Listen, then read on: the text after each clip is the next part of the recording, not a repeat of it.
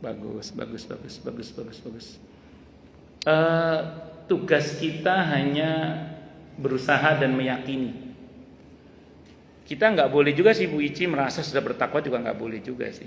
Karena kan di surah An-Najm ayat 32 itu Allah tegur ketika seseorang merasa dirinya sudah bertakwa, kan kata Allah, fala tuzakku anfusakum wa a'lam biman ittaqa. Maka jangan katakan diri kamu itu suci, karena sesungguhnya dialah Allah yang paling tahu siapa yang bertakwa di antara hamba-hambanya. Jadi justru kalau kita merasa sudah bertakwa itu malah ditegur oleh Allah. Yang betul adalah berusahalah untuk terus bertakwa, dan Allah melihat usaha kita, dan insya Allah di balik usaha kita itu ada kebaikan tidak hanya untuk diri kita, tapi juga untuk keturunan kita, anak cucu kita. Apa yang kita upayakan terkait dengan anak-anak kita jangan dilihat sekarang, karena kita tidak tahu apa yang terjadi ke depannya.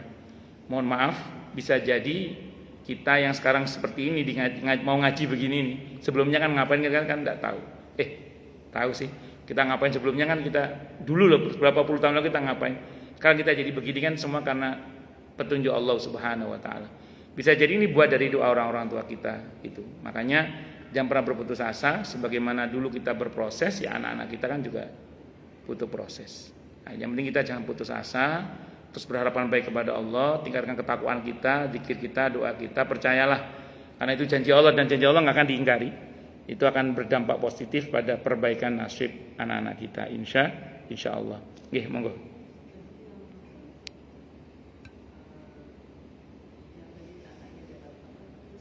Nggih. Zikirnya la haula wala quwata illa billah. Nggih.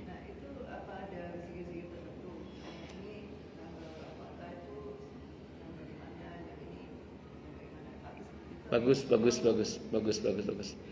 Secara umum kalau kita bicara spesifikasinya la haula wala quwata illa billah itu terutama kan untuk kasus-kasus yang dirasa berat.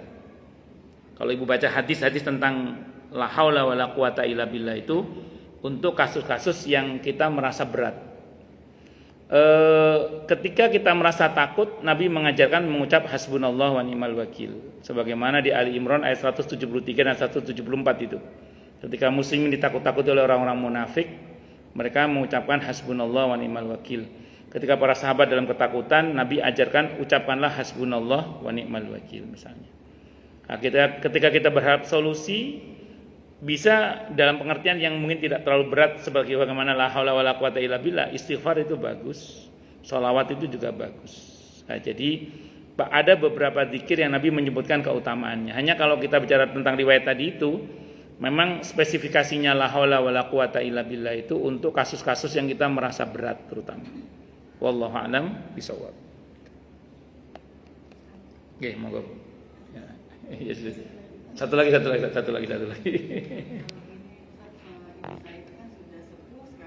Nggih.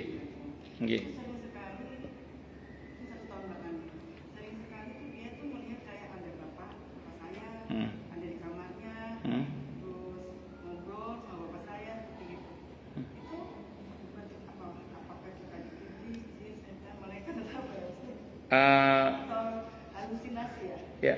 Kalau pastinya saya tidak tahu, kalau pastinya ya. Cuman memang ada riwayat yang menyebutkan bahwa ketika orang menjelang meninggal dunia, itu iblis akan mengerahkan pasukan dari bangsa jin menyerupai orang-orang yang dia segani.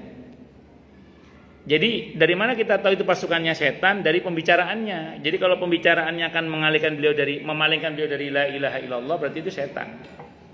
Itu seperti itu. Nah, yang kedua, orang yang akan meninggal dunia, kata para ulama, tanpa dia sadari dia sudah berada di dua alam sekaligus tanpa dia sadari. Alam dunia dan alam berikutnya. Sehingga sangat mungkin kesadarannya menyentuh wilayah itu, sebagaimana orang yang tidur bisa bertemu dengan orang yang sudah meninggal ruhnya dalam mimpinya. Maka orang yang sudah mulai pada dua kesadaran alam itu bisa saja memang itu asli beliau, karena sudah mulai menyentuh wilayah yang sudah akan beliau datangi kesadarannya itu. Nah, makanya kalau ditanya apakah itu setan ataukah asli atau halusinasi itu biasanya tukang bubur itu tukang menghalusinasi maksudnya. Maka saya tidak bisa memastikan. Tapi kalau kita bicara deteksinya, kalau pembicaraan mengarah kepada berpaling dari la ilaha illallah, pastikan itu setan sudah. Tapi kalau tidak membuat beliau berpaling dari la ilaha illallah, malah semakin taat, bisa jadi itu halusinasi beliau, tapi bisa juga memang itu dimensi roh yang sedang beliau jangkau, karena memang beliau akan mendatangi. Dan itu berlaku bagi siapapun yang akan meninggal dunia.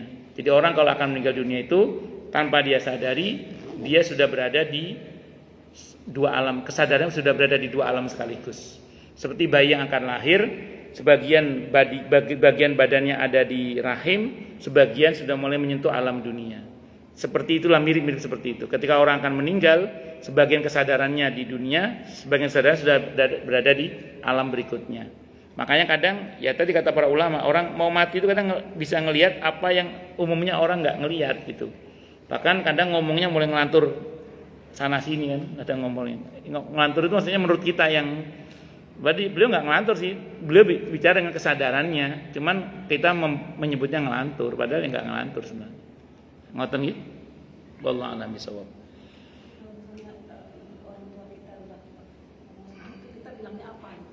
Ya sudah banyak-banyak didoakan aja. Enggak, itu belum tentu. Saya ulang tadi, belum tentu kejadiannya 1-2 pekan yang akan datang.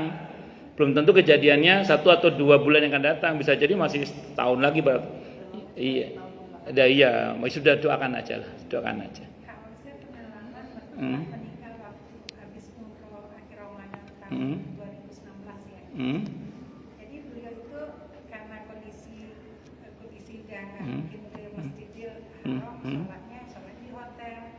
Jadi begitu Pak Zon suami saya ke kamar, kan Pak Zon kan itikaf, cuma ke kamar untuk melihat bapak aja. Bapak siapa katanya gitu. Dan kan yang datang suami saya, kan. Saya Zon, anaknya Papa. Bukan, jangan bercanda. Bapak siapa? Katanya jenggot bapak panjang banget. Pak Zon memang gak jenggot. Bapak siapa? Katanya itu satu. Terus habis itu dia Papa mertua ini ngeliat itu kok laut ya, di luar itu laut ya. Banyak anak kecil lari-lari, bagus banget katanya. Padahal di balik jendela itu tembok hotel gitu, hotel Ciperang gitu kan. Itu laut katanya, anak kecil banyak lari-lari, saya sebelum merinding. Terus terus ada lagi berharap dia lihat tengkorak banyak, itu ada tengkorak banyak katanya. Jadi udah banyak gitu. Akhirnya emang rezekinya beliau meninggal di sana kan dimakamkan di Baki. Masya Allah, ya Masya Allah. Rahimahullah rahmatan wasi'ah. Nggih. Saya sampai merinding. Nggih. Ya, begitulah kira-kira. Wallahu a'lam bishawab. Umroh Ramadan 2 Syawal atau 3 Syawal meninggal di Madinah. Dan dia di perjalanan dari Makkah ke Madinah kan kita naik bus. Dia ngobrol sama sebelahnya dan temannya Pak Zon kan, teman Pak Zon yang cerita, dia di sepanjang perjalanan Bapak tuh bilang, saya suka kota Madinah, saya pengen tinggal di sini. Masya Allah. Jadi kita tuh nggak ngeh kan waktu itu. Iya. Beliau pergi pada nyampe cerita. Gitu. Iya, kayak ngumpulin puzzle gitu ya. Iya, Masya Allah. Nggih, Masya Allah. Semoga Allah rahmati mertua ibu. Amin. Allahumma amin. Insya Allah. Baik, cukup dulu. Kita tutup dengan hamdalah. Alhamdulillahirabbil alamin. Semoga kajian kita bisa bermanfaat, mubarakah fid dini wa dunya wal akhirah untuk kita, keluarga kita dan seluruh umat Islam semuanya. Dan mudah-mudahan kita semua dijadikan oleh Allah sebagai orang-orang yang sukses dunia akhirat, selamat dunia akhirat, bahagia dunia akhirat, dan dipermudah urusan kita oleh Allah fid dini wa dunya wal akhirah. Semoga Allah limpahkan hidayah selalu untuk kita, semoga Allah tingkatkan selalu hidayah untuk kita, dan semoga Allah berikan hidayah untuk siapapun yang melihat kita. Subhanakallahumma bihamdika asyhadu an la ilaha illa anta astaghfiruka wa atubu ilaik. Sallallahu alaihi Muhammad wa ala alihi wasallam. Saya mohon maaf. Wassalamualaikum warahmatullahi wabarakatuh.